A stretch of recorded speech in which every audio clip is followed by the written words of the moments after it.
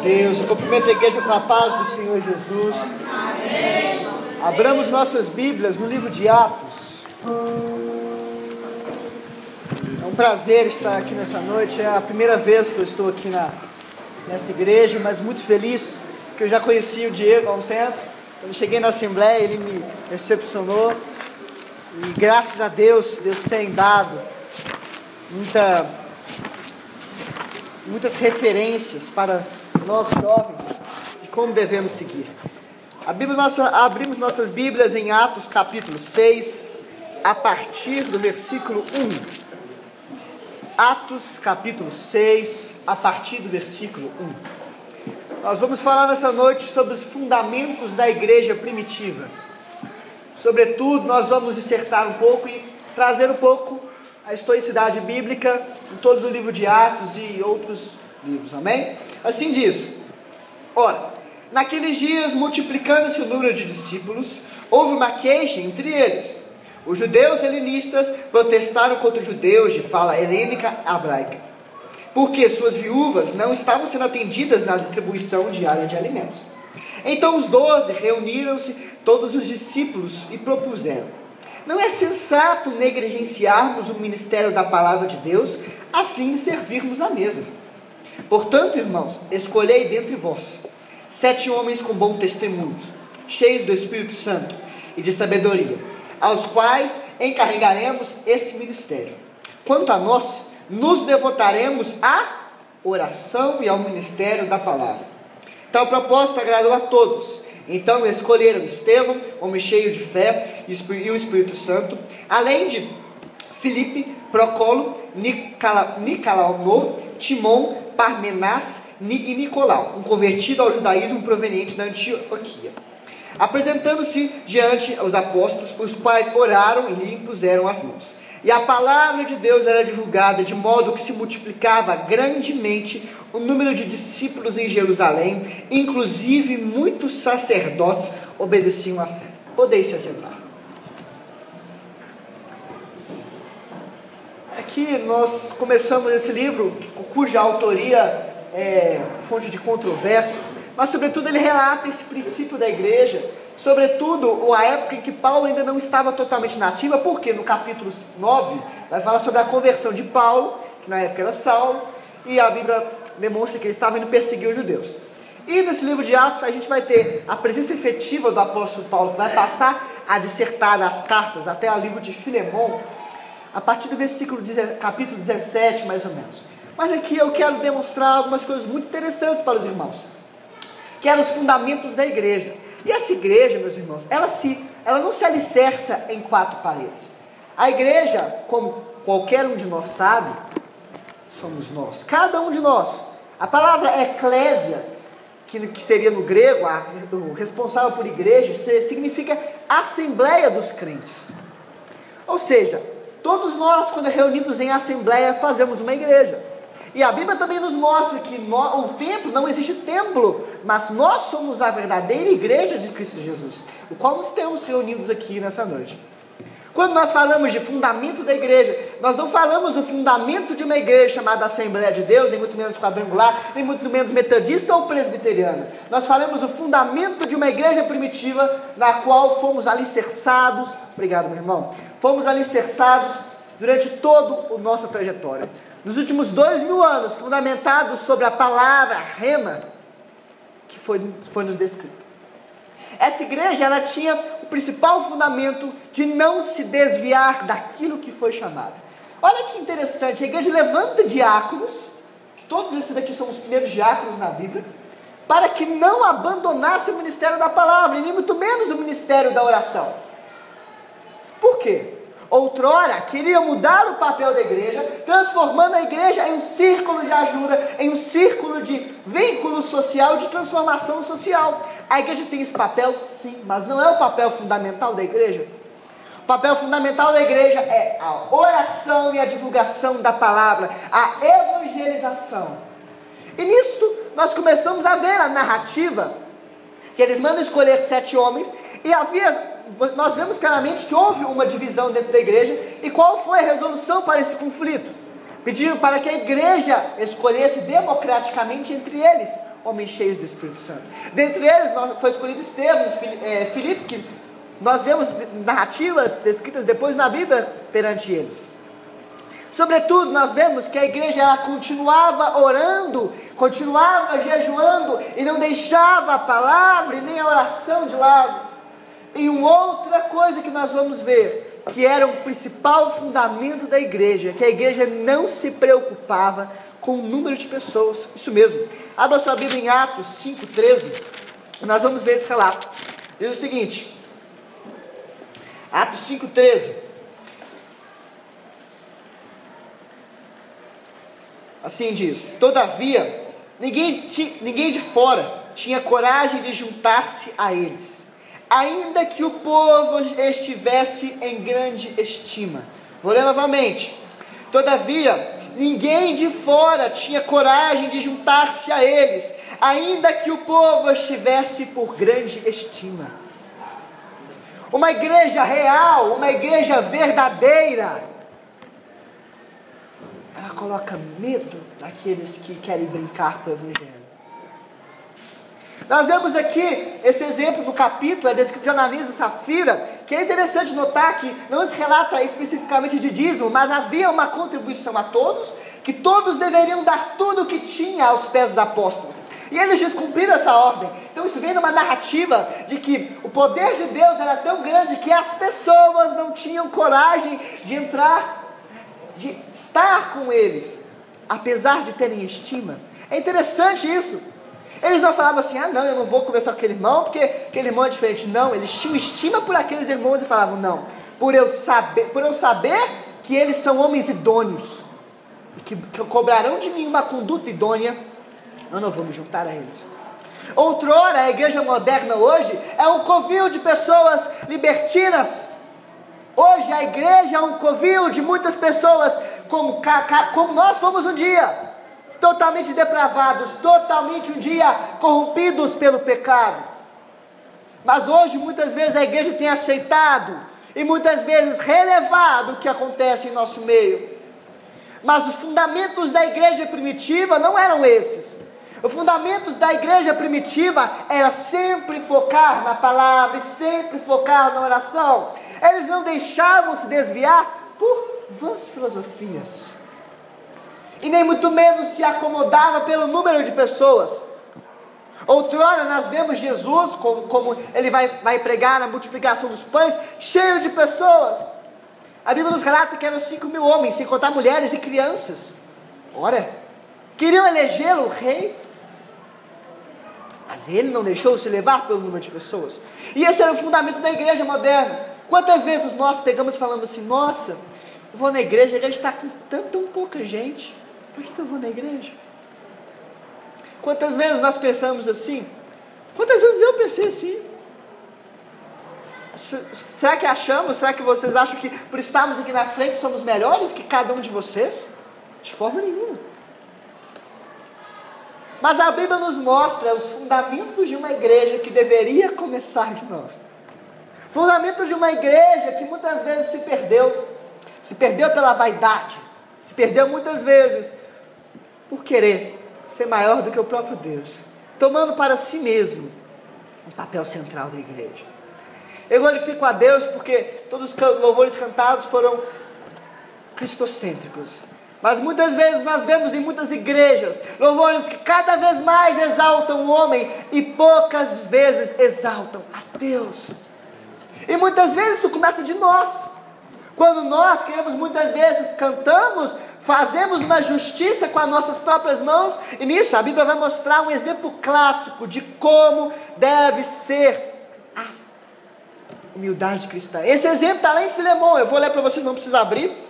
Filemão 1:8 fala, contudo, se ele te causou algum prejuízo, ou te deve qualquer coisa, lance todo o custo em minha conta. Quando Paulo se refere a isso, ele refere-se a Onésimo. Onésimo, se você não sabe, ele era um escravo de Filemão. Naquela época era muito comum ter na igreja donos de escravos e escravos na mesma igreja. E naquela época, Onésimo comete um furto e foge. E naquela época deveria ser morto. E Paulo, ele pega, em vez de colocar fogo na lei e falar assim, não, pega ele, castiga mesmo. Paulo, muito pelo contrário. Paulo fala, se ele te deu algum dano, coloca na minha conta. Olha, não era ele que havia furtado, não era ele que tinha dado prejuízo a Filemão. Outrora, ele fala isso. E a igreja, ela crescia nesses moldes. A Bíblia nos mostra em Atos 5:41 uma coisa muito interessante. Os apóstolos se retiraram do sinédrio, contentes por haverem sido considerados dignos de serem humilhados por causa do nome do Senhor Jesus. Outro fundamento da igreja é que a igreja, ela não se preocupava com as perseguições. Ela não se preocupava com o que as pessoas diziam, outrora davam testemunho, como nós vimos. Mas elas continuavam no caminho, na fidelidade e na honra de continuarem seguindo a Deus, mesmo sendo chicotados, mesmo sendo arrastados. A Bíblia nos mostra no episódio que Paulo, ele é arrastado a cavalo e as suas tripas, sabe o que são tripas? Intestino saindo para fora, e sai para fora o seu intestino e ele levanta e fala, vamos voltar a pregar o evangelho para aquela cidade. Mas nós, na primeira palavra que recebemos, nós saímos da igreja, na primeira palavra que nós recebemos, não digo nem igreja, deixamos de conversar com o nosso irmão. Será que isso acontece somente na minha igreja? Nós muitas vezes temos abandonado os fundamentos da fé. Há crentes que muitas vezes, eles colocam muitas vezes que defendem a pena de morte. Olha que coisa mais incabível, meus irmãos. Como que você pode ser um cristão e defender a morte? Muitas vezes temos abandonado os fundamentos da fé. Temos deixado, porque o nosso tempo não permite isso. No nosso tempo é feio perdoar aqueles que nos perseguem. No nosso tempo é feio, muitas vezes, nós pregarmos a palavra em tempo e fora de tempo. Em nossos tempos, é melhor sermos benquistos por aquilo que falamos. Muitas vezes temos abandonado o fundamento da fé, e muitas vezes temos esquecido de reunir em nossas casas para orar. Não estou falando na igreja é muito fácil, meu irmão. Na igreja, você vem cá, ora na igreja, amém. Mas e na sua casa? E a palavra em sua casa? E é isso que eu me refiro à igreja. Não é esse templo que vai resolver a situação. Você acha que quem está aqui na frente consegue resolver a situação? Não, é o Espírito Santo de Deus. Aleluia. Mas outrora, devemos permanecer em fundamentos que só foram alicerçados na base da fé genuína em Cristo. Ora, por isso que muitas vezes nós víamos milagres, prodígios e maravilhas, porque havia um povo que não abandonava por nada os fundamentos da fé. Nós vemos o exemplo Paulo e Pedro. Paulo chega para Pedro e corrige Pedro, porque ele estava agindo com hipocrisia. Dois grandes apóstolos, um chamando a atenção do outro. Ora, a Bíblia fala que ele chamou publicamente, mas não. Hoje em dia nós temos medo de nos levantar quando algo falar algo contrário quanto à palavra de Deus. Nós somos os primeiros a fingir que ouvimos e somos omissos. Mas esse não era o fundamento da igreja. A igreja, ela permanecia na oração e na palavra, e ela se alegrava e gloriava nas tribulações. É isso que nós veremos adiante. Abra sua Bíblia em 1 Pedro, capítulo 3. 1 Pedro, capítulo 3, versículo 17.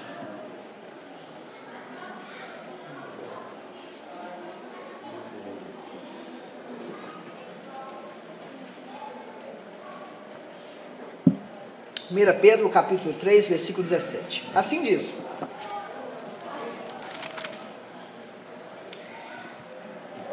porque é melhor sofrer por praticar o bem, se é da vontade de Deus, do que fazer o mal.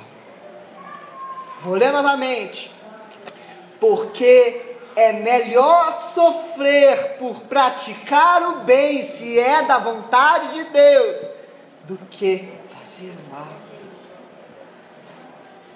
Quantos de nós temos muitas vezes abandonado as boas práticas, a moralidade cristã e o modo de vida de viver cristão, porque outros nos prejudicaram?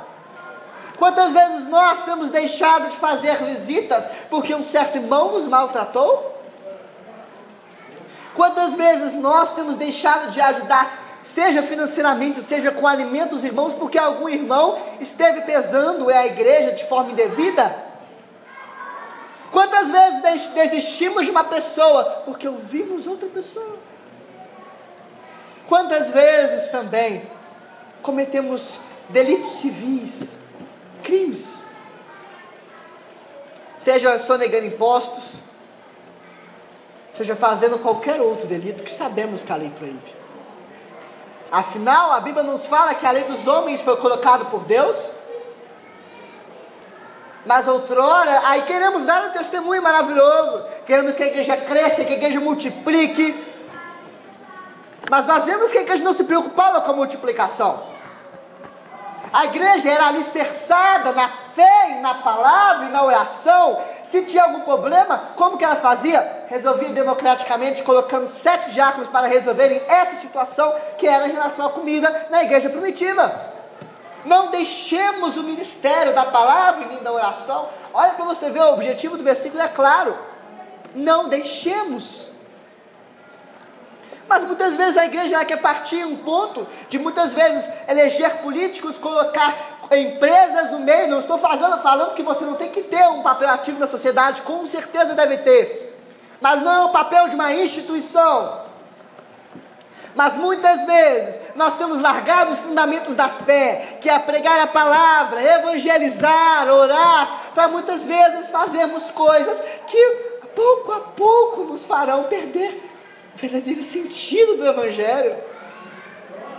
Nesse ano comemoramos 500 anos da Reforma Protestante, se você não sabe, 31 de outubro de 1517, com Martim Lutero.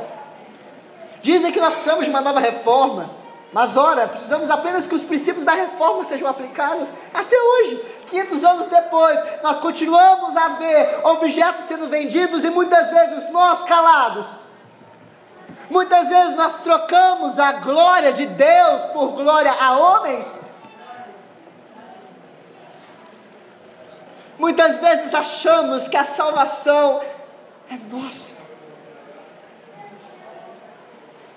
Temos perdido o fundamento da fé, perdido o fundamento da palavra. Aí nós chegamos perguntando: pastor, o que está acontecendo com a igreja? O problema não é o templo físico, pode até ser em certos casos, mas começa em você.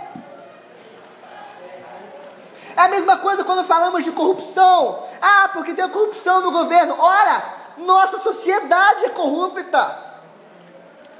E a mesma coisa se não muda na igreja. Nós queremos que nossos líderes sejam pessoas maravilhosas, sejam foco, sejam centro, quando nós não somos. Aí chegamos ao ponto que começamos a abandonar a fé, começamos a desistir. Ah não, está muito difícil. Não, eu vou para aquela igreja que prega vitória, eu vou para aquela igreja que prega só bênção. Quantas vezes nós pensamos isso? Nossa, eu estou cansado de todo domingo eu levar, todos domingos, eu levar palavra forte, palavra pesada. Mas olha, se nós pegamos na Bíblia, nós veremos que a maior parte da Bíblia eram palavras de exortação. Abramos nossas Bíblias em Atos 17, nós vamos hoje bastante a Bíblia. Atos 17.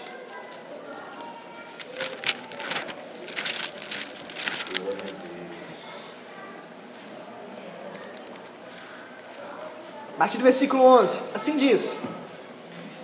17, a partir do versículo 11. Assim diz: os bereanos eram mais nobres que os tessalonicenses, porquanto receberam a mensagem com vívido interesse e se dedicaram ao estudo diário das Escrituras, com o propósito de avaliar se tudo correspondia com a verdade. Dessa forma, muitos dentre os judeus creram, bem como o número de mulheres gregas da alta sociedade, e não poucos homens gregos.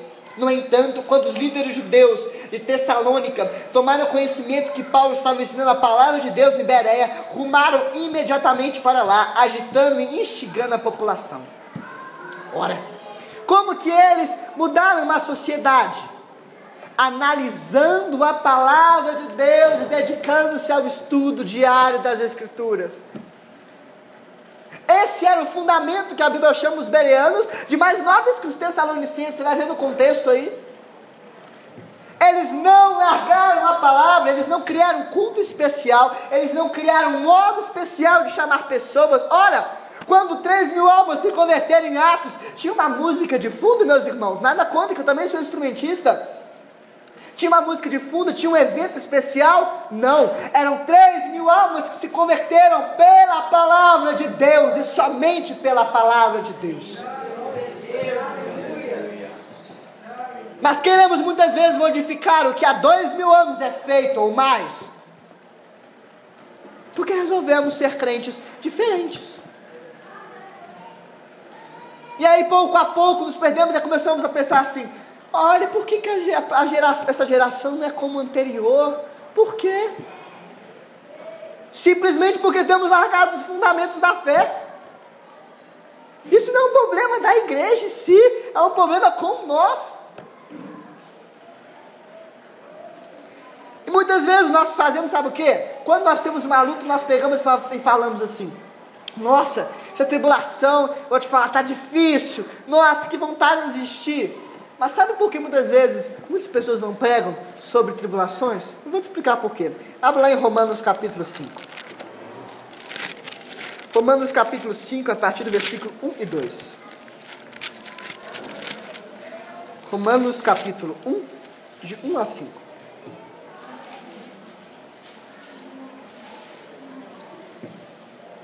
Assim diz.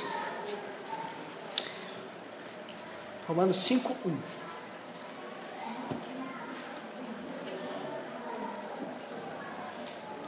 Porquanto, havendo sido justificados pela fé, temos paz com Deus por meio de nosso Senhor Jesus Cristo, por intermédio de quem obtivemos pleno acesso pela fé, e a essa graça no qual agora estamos firmados. E nos gloriamos na confiança plena da glória de Deus. Mas não somente isso, como também nos gloriamos nas tribulações, porque aprendemos que a tribulação produz perseverança, a perseverança produz um caráter aprovado, e o caráter aprovado conduz à confiança, e a confiança não nos decepciona, porque Deus derramou o seu amor em nossos corações, por meio do Espírito Santo que Ele mesmo nos outorgou. Algumas versões vão trabalhar o seguinte: em vez de trabalhar paciência, vai trabalhar perseverança. Em vez de trabalhar caráter aprovado, vai trabalhar experiência. E em vez de trabalhar confiança e esperança, e assim varia de acordo com a versão. Mas é muito interessante nós analisarmos que a tribulação, ela nos leva a um caráter aprovado, a uma confiança, a uma esperança. Isso tudo parte de uma simples premissa: que devemos nos gloriar nas tribulações. É difícil isso, né? Gloriar nas tribulações. Como tudo estiver dando errado, você fala assim: glória a Deus. Olha que coisa difícil. Mas esse era o fundamento da igreja. A igreja não reclamava porque ela era perseguida. Ela gloriava, considerando dignos de serem humilhados por causa do Senhor Jesus. Mas muitas vezes temos largado esse fundamento. Sabe por que não pregamos tribulação? Porque a tribulação trará em nós o caráter aprovado, trará em nós a esperança, que ela nunca falha.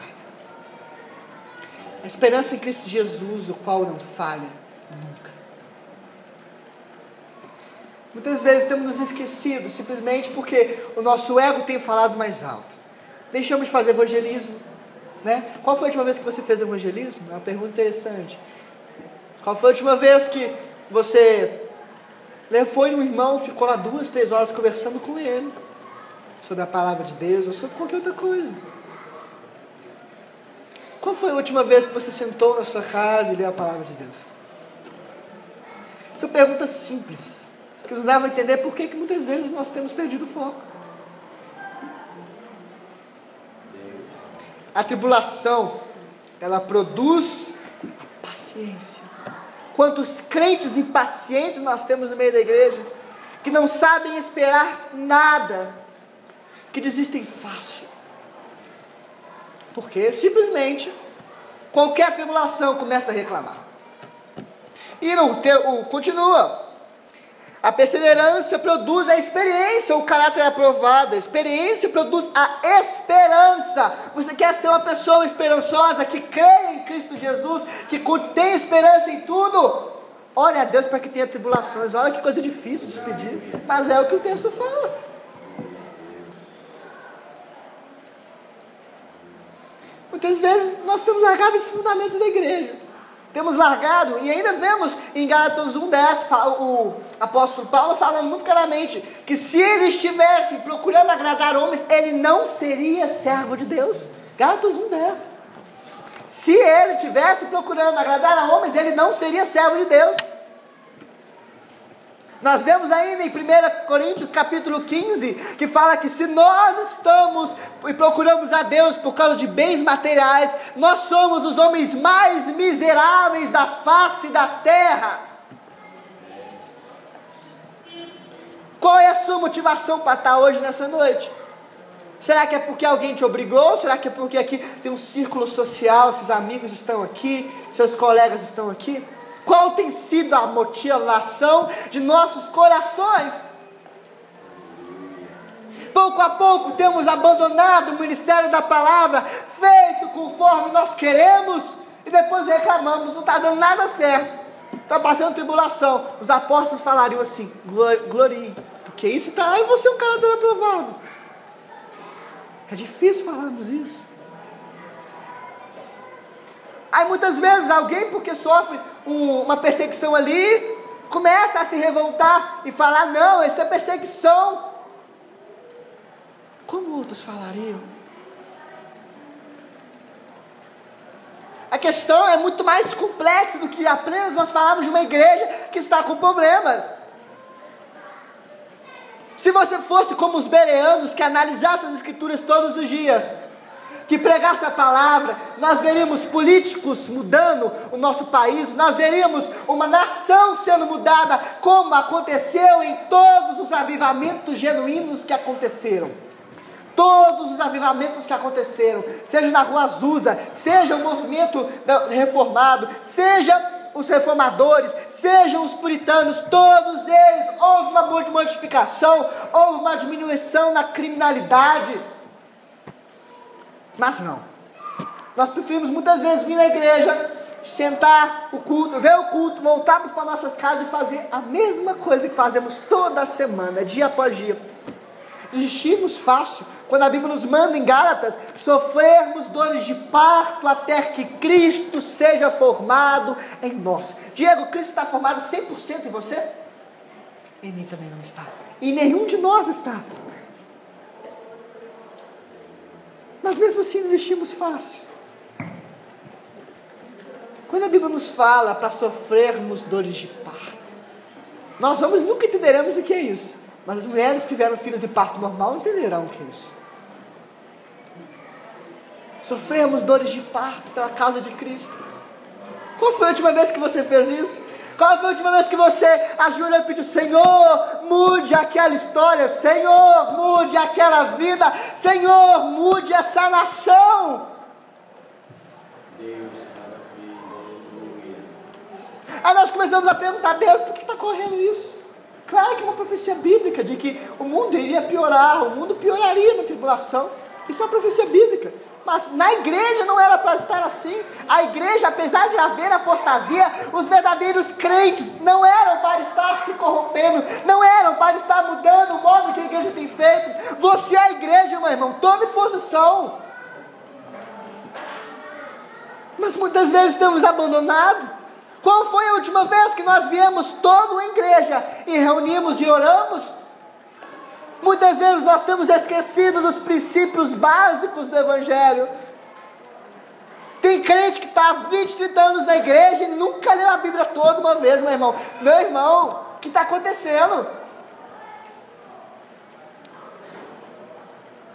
Deus precisa de crentes que sejam genuínos. E se você não for o crente genuíno, eu lamento, mas Deus irá usar outro. Deus irá levantar outro. Deus não depende de você. Se Deus ele quer agir, ninguém pode impedir.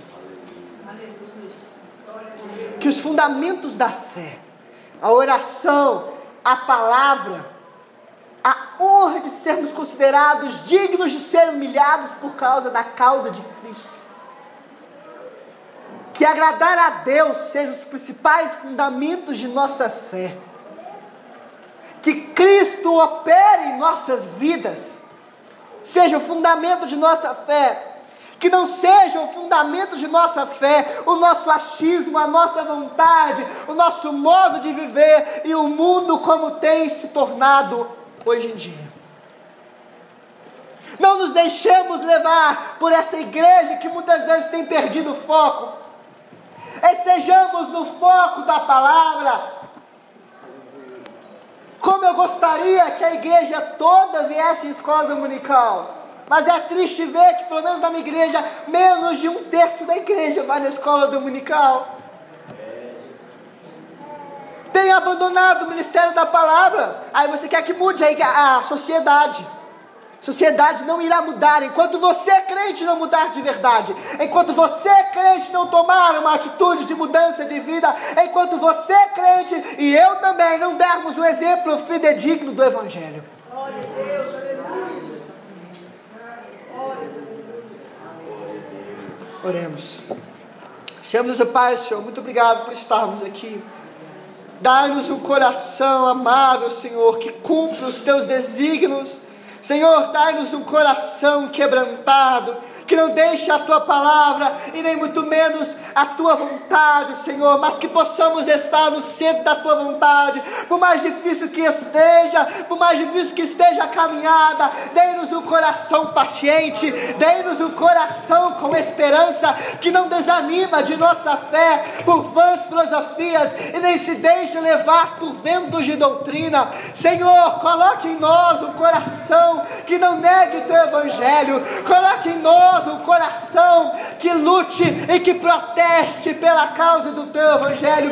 Mude os nossos corações, coloque um coração novo a cada dia em nossos corações, que possamos a cada dia sermos convertidos à tua causa e o teu evangelho, que a fé em nossos corações não possa ser abalada, que o temor em nossos corações não possa se perder pelo tempo, que o tempo que estamos na igreja não possa ser a bússola de nossos corações e nem muito menos da salvação, Senhor. Em nome do Senhor Jesus, coloque em mim e coloque na igreja um coração de renúncia, um coração de altruísmo, que não negue a tua palavra, Senhor. E assim nós oramos nessa noite, ciente de que o Senhor tem feito uma obra em nossas vidas a cada dia.